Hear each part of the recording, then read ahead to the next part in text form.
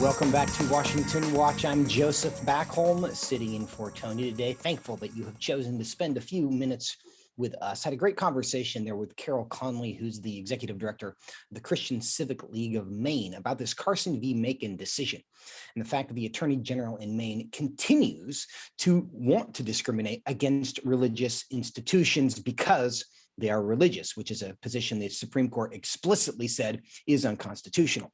But I want to make sure you understand the implication of this decision before we move on.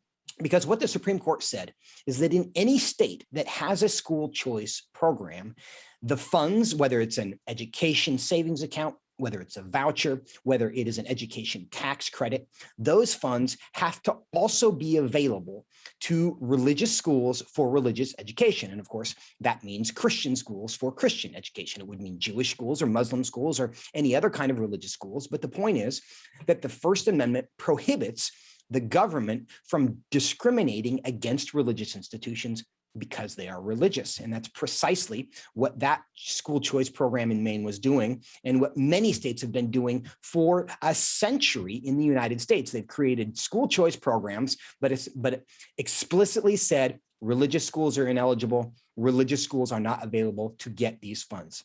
The timing of this could not be more important because we are at a moment where the demand for alternative education, as in alternatives to the public school program, are at an all-time high. Whether it is just frustration with the quality of the public education that children are receiving, whether it's frustration with curriculum, things like critical race theory, things like gender theory, things like having drag queens brought into the school during assemblies, whatever the reason is, there are so many people. COVID created a lot of dissatisfaction as well, right? Those policies, whatever the reason is, there is so much demand for alternatives. What the Carson v. Macon decision said is that churches, you can now provide options and you can use the same tax dollars that would be used to educate your child at the pagan school down the street. And you can take those dollars and use them at the Christian school at your church. If your church does not have a Christian school, hopefully they will have one soon and bring that up to them. So churches can get together in a community. If they're not big enough to have their own, they can create their own. But that's the implication of this. This case opens the door where every child in America, every Christian child raised in a Christian home can now be educated in a Christian school, in a Christian environment, discipling them with the same dollars that would be used at the distinctly not Christian school down the road. It really does have the chance, the opportunity to change the direction of our country. It's an exciting development, just as exciting, I think, for many of us as Dobbs. Now, our next story. In June 24th, 2022 will long be remembered as the day the U.S. Supreme Court overturned the infamous Roe ruling of 1973. But long before that decision, pro-lifers had been working locally in states and in Congress to develop pro-life legislation and to get a Supreme Court that one day would overturn the mistake of Roe. But that did not come easily. And here to provide some important background that should help all of us appreciate the victory of Dobbs a bit more is Ben Johnson. He's the senior reporter and editor at the Washington Stand. He wrote an excellent piece published yesterday at the Washington Stand entitled "The Road to Dobbs, the Inside Story of How Pro-Lifers Held the Line Against SCOTUS Moderates." You can find it at washingtonstand.com. Ben, welcome to Washington Watch. Thanks. It's wonderful to be with you. It's good to see you. Let's get straight to us. It's a bit of a history lesson that you tell. Really, what is an excellent article that I commend to everybody at washingtonstand.com. What's the history that led to this Dobbs decision? Well, it began really with the Roe versus Wade decision, and then in 1992 we had Casey come down.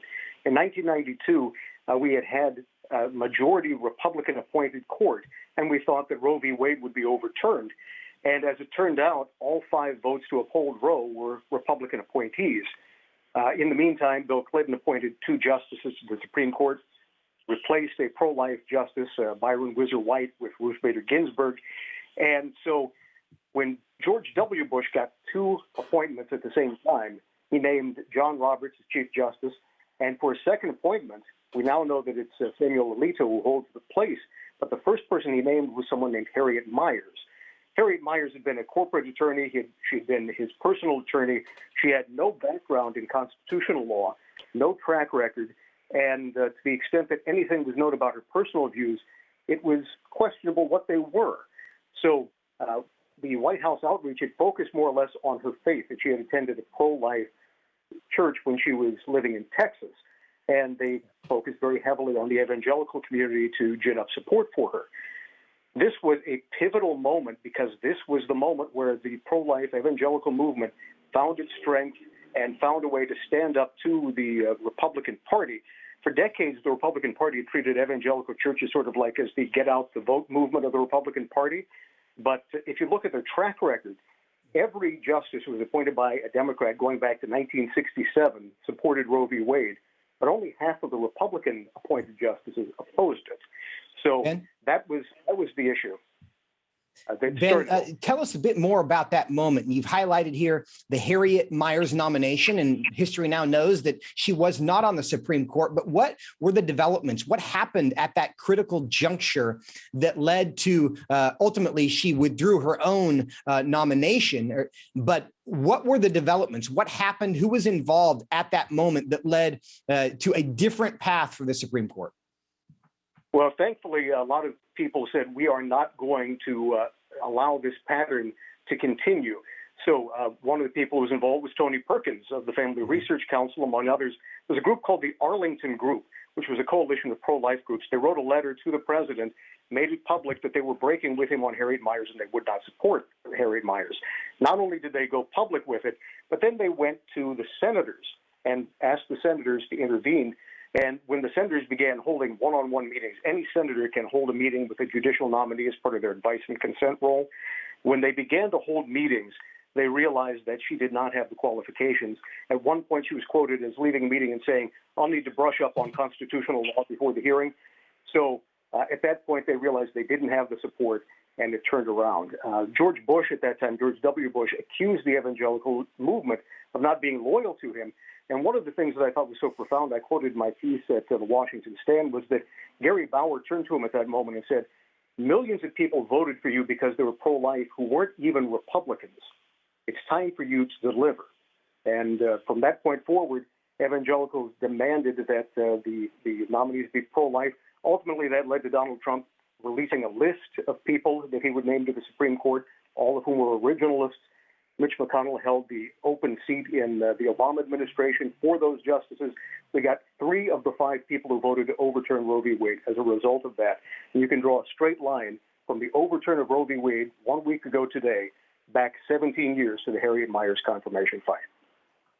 And that's a really important story. And one thing I think it's also important for our listeners and our viewers to understand is that those conversations with the White House, with senators whose job it is to confirm a Supreme Court justice, mean nothing if if those people are not actually supported by millions of voters who vote on the life issue. So every pro-life American who prioritized that issue when they went to the ballot, it was their influence that really is what persuades the White House and U.S. Members of the Senate to insist that we get some conviction. And that was the first time they drew the line in the sand. And it's good to have people in the office and lobbying, and Gary Bauer and Tony Perkins and the people who were involved in that. But without the support of millions of Americans who have their back, those conversations mean nothing. So everyone can take some credit and feel some consolation, some satisfaction from the success of those conversations and the change of direction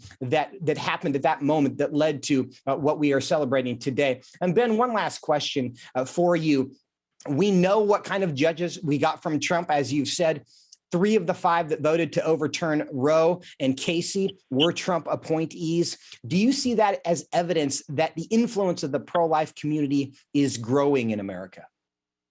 It certainly is. You know, when Donald Trump ran for president, there was a great deal of skepticism because to the extent that he had expressed his own views on the matter, he had been pro-choice. When he ran abortively for president in 1999 for the Reform Party, he supported partial birth abortion. So there wasn't the idea that he was going to be a convictioned politician. And yet, as it turns out, when the evangelical movement stepped forward and said we're drawing a line in the sand. We will not support another stealth nominee. We will not back another nominee whose views are not known, that are not original intent and originalist constitutionalists. Then you saw Trump and Mitch McConnell and others step forward and respond to that pressure because, as you said, it's backed by millions upon millions of voters. Approximately 26% of the electorate in 2016 was pro-life evangelical. And so when you add all of that up together, you end up with a massive victory that we had. You know, if I could, there's just one small note that ties all this together. In 1988, you had the contentious Robert Bork hearings. And then 17 years later, you had Harriet Miers come forward. And the Republican Party put her forward, but evangelicals stood up for their convictions and didn't allow this to happen.